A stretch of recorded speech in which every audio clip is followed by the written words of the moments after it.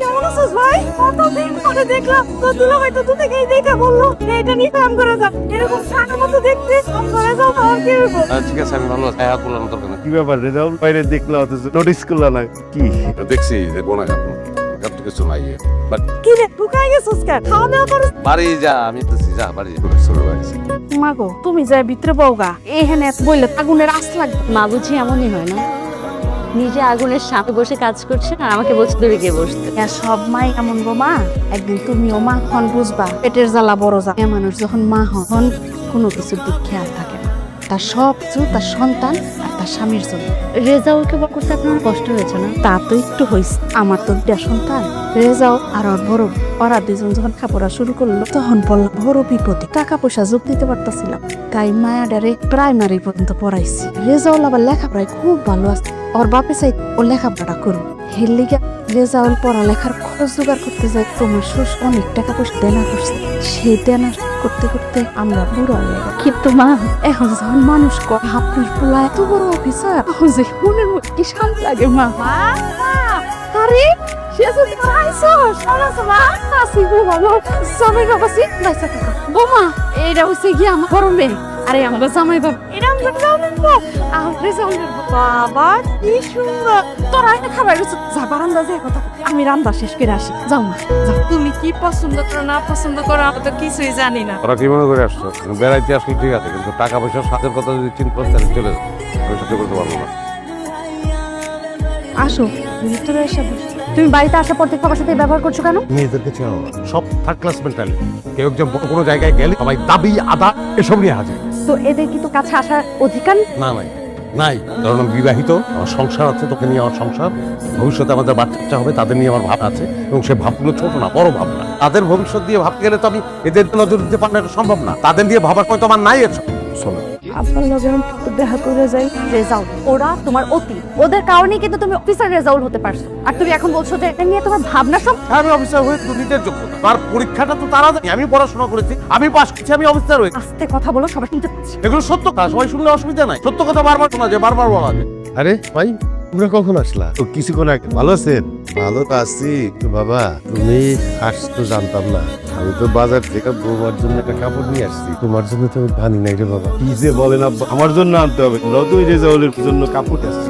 এই যে বৌমার জন্য একটা কাপড় নিয়ে আসছি। নাও। আব্বা কাপড় নিয়ে আসছে আপনার বৌমা কোন মার্কেট থেকে শপিং করে আপনি জানেন? কত নিচ্ছে এটা? দাম জানতে হবে না, এটা খুব পছন্দ হয়েছে। তুমি গ্রামে আসছো তো এসব রং রং ইচ্ছে করতেছে ঠিক আছে তো ঢাকা নিয়ে যেতে পারবো। আব্বা আপনি এই শাড়ি আপনি ফেরত টাকা নিয়ে আসেন, ওগুলো তো টাকা থাকে পড়বে না সব জায়গায়। বাবা কাপড়টা দিন, আমি এটা পরবো। থাক না আমি এবার বাড়িতে আসছি একটা বিশেষ কাজ। আমাকে তো জায়গা জমি এমন কিছু আছে, একসময় এগুলোর মালিক আমি, এগুলো বিক্রি করে দিতেছি। জায়গা জমি বিজনেস বেশ আব্বা কেন আছে কারণ সারা তো শোনা বাড়িও বাড়িও রাখবে। আব্বা আম্মা কই থাকবো তাই? আমার কথা শেষ করতে দে। আমার জমি কিনা আছে ডেভেলপারের দিন ডেভেলপার কাছে ফ্ল্যাট পাবো, একটা ফ্ল্যাট আব্বা আম্মা থাকবো, তোর বাড়ি থেকে থাউন লাগবো। এবারে তোর এইসব ইংরেজি কথা আমি বুঝি না। সোজা বাংলায় যেটা বুঝি, আমি আমার জমির আধা ইঞ্চি জমিও বিক্রি করবো না। নেন আব্বা আমার বেশি বুঝেন না, আপনি আমার থেকে বেশি শিক্ষিত। তোর থেকে শিক্ষিত না হইতে পারি, কিন্তু আমি যেটা বুঝি সেটা হইলো এই জায়গাতে আমি বিক্রি করবো না। জায়গা জমি সব তো আমার, এক কত কবরে দিচ্ছে এখন জায়গা জমি কাজ জমি করতাম। দেখ রেজা এই যায় তোর একা না, এখানে আমারও ভাগ আছে। তোর তো যদি মনে হয় কি করবো আমার লোকে লাগতে জেলে ঢুকি দিই। আরে যাও খুব সামলায় কথা, সে যদি তোমার বড় আরে রাখে আপনার বড় কিল্লি গাইছে তো বুঝা বালাইছে জায়গা নিতে আইছেন না, ওই কথা কেমনে কয় আপনি শিখাইছেন না সব কথা। শোনো ভাই, তুই যেটা ভাবতেছো সেটা তোমাকে সম্পত্তির বিন্দু মাত্র লোক, আর তোমার বোনরেও আর সম্পত্তির জন্য কোনো বুদ্ধি দেয়নি। আমি আর বোন আসছিলাম তোমার দেখতে, কত বড় অফিসার হয়েছিল আমার দেখা শেষ। শোনো আমি চলে যেতেছি, তুমি তোমার বাইরে বিদায় দিও। আমার একটা অনুরোধ রাখবা, পারলে তোমার বাপের সম্পত্তি তুমি এটা সাইডে দিয়ে এসো। আমি আপনার জন্য শাড়ি আনছিলাম, যদি আপনার মুখে চাই পরে শাড়িটা পরলে আপনি খুব সুন্দর লাগবে। আর রেজাউল উঠতে দাঁড়ায় মনে হইব বানরের ঘরে মুক্তার কথা। জমি যদি বিক্রি করতে না পারি কালকে সব আমি টাকা যাবো না, কোনোদিন আসবো না। কোনো অবস্থাতে আমার জমি বেচতে দেবো না। তেলে আরবি রাত পয়লা চলে যাবো টাকা, কোনোদিন আসবো না, টাকাও পাবো পয়সা পাবো। আরে পুলগুলা বিক্রি করে দেন, পোলার চাই কি জমি জমা দিয়ে গেছে আপনার কাছে, পোলা গেলে পোলা পাবো না। আমি হাল চাষ করি, কিসের বাড়িতে কামলা খাচ্ছি, তোমার নিয়ে আর না খাইয়ে আমার লেখাপড়া শিখেছি। এই জমি এই বাড়ি এই ঘরের পোতে পরতে আমার বাপ আমার বংশের বন্ধ আছে। জমি আমি ফোন করে বেশি তবু আমি কি এই জমি বিক্রি করতে পারি না? আপনি জমি বিক্রি করুন। কি ব্যাপার, রেডি হবে না? যাবে না তুমি? এই তো ফিরে যাওয়া যাবে না, তোমার তো আরো একদিন ছুটি আছে। আমি এত কথা তোমার কাছ থেকে শুনতে চাচ্ছি না, তুমি কি আমার সঙ্গে যাবে নাকি যাবে না? না, যাবো না আমি। তবে তো আমি যাচ্ছি। গ্রামের মানুষজন আর গ্রাম কি এটা যখন বোঝা শেষ হবে তখন ঢাকায় এসো, গাড়িটা রেখে যাচ্ছি। রেজাউল, রেজাউল, ও বাজার বাজার বাজার বাপমার রাগ করে যাইস না, তোর একটু ঠান্ডা। তুমি আব্বারে জিজ্ঞেস করো জমি জমা সে কি বিক্রি করবো নাকি করবো? বাজার সব বিক্রি কর। কি হলো, কথা কর না কে? আমি কিছু বিক্রি করবো না। জিদ দেখছো, বাপ না হইলে এখনো দাঁড়ায় থাকো। এই বাড়িতে তোমার হাতকে অপমান করা হয়েছে, ও দাঁড়ায় থাকো তুমি। রেজাউল, সম্পত্তি, টাকা পয়সা, পদ পদবীর চেয়ে কিন্তু বাবা মা পে করবে, আর আমরা এভাবে চলে গেলে খারাপ দেখাবে। কি আমার তো শিখতো না বেশি বলছো, একটা তো শিখতে চাই না। ওর ব্যাগ নাও, বেরো আসো। না, আমি এভাবে যাবো না। যদি আমি তোমার সাথে চলে যাই, বাবা মার কাছে মনে হয় সব শিক্ষিত পুরুষ এরকমই হয়। তুমি এভাবে যেতে পারো না, তুমি গেলে যাও। ওকে থাকো তুমি, এদের পুটে দিতে আমার লজ্জা লাগে। এর সঙ্গে থাকার মুহূর্তে তুমি কল করো। শেফালি বেগম, আরে যাইতে দাও, এইরকম আমার দরকার নাই। তুমি তো শিক্ষিত, তোমাকে বিশ্ববিদ্যালয় কি পড়া, আমার রেজাউলের মতো পোলারা পরিচয় দিতে লজ্জা পায়। কি পড়ায়?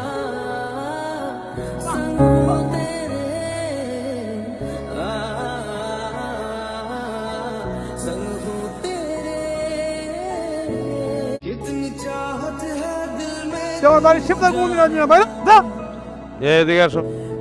কি হয়েছে? কাকা মাইয়া পেটাই করে দিস। তোমার বাবা মা নাই? বাপ মানে কাকার এনে কাম করি, কয়েকদিন ধরে করছি পড়ালেখা করো, পড়ালেখা খুব ইচ্ছা, বড় অফিসার কাকায় কাম করাইবো কয়। আপনার একটা কথা, আপনি সারাটা দিন খেতে খামার একটা মরে এক লাখ যাও, তখন বড় হইস কাজ এইতে পরে একটু সাথে তো কমিতে নিয়ে যেতে পারেন। আরে কি কো না, রেজাউল রেজুতে নিয়ে যাবো মানে? আরে তো আমি পড়াশোনা কর, ও জমিতে কাজ করবো। সব দুজনের লেখার খরচ তার টান যাইতেছে।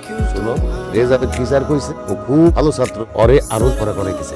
রেজাউল রে আরো লেখাপড়া করাইয়া বড় অফিসার বানাতো। রেজাউল তো বড় অফিসার হয়ে যাব, তখন আর আমাকে দুঃখ কষ্ট কিছু থাকবে না। মারে, আমরা সাসাবসা মানুষ, আমাকে হাত নো পা নোংরা, কাপড় চোপড় নোংরা, আমাকে টাকায় শিক্ষিত শিক্ষিত মানুষের সাথে থাকতে পারেন। সুবিধা চাওয়া না বাবা, আপনারা নোংরা না, আপনারা কাজ করেন বলেই পুরো দেশটা চলে। মা, তুমি যাওনি? না, আমি আমার জীবনে ফুলের তোড়া অনেক অনুষ্ঠানে প্রধান অতিথি হিসেবে আমার আনন্দ হয়েছে এবং একই সঙ্গে সঙ্গে আমি অহংকারী হয়ে উঠেছি। আমাকে কেউ কোনোদিন কাটা দেয়, আজকে প্রকৃতি আমাকে কাটা দেয় এবং ওই কাটা আমাকে নিয়ে গেল আমার অতীতে। আমি কাটা ভাবো না, সম্ভবত আমার জীবন বদলে।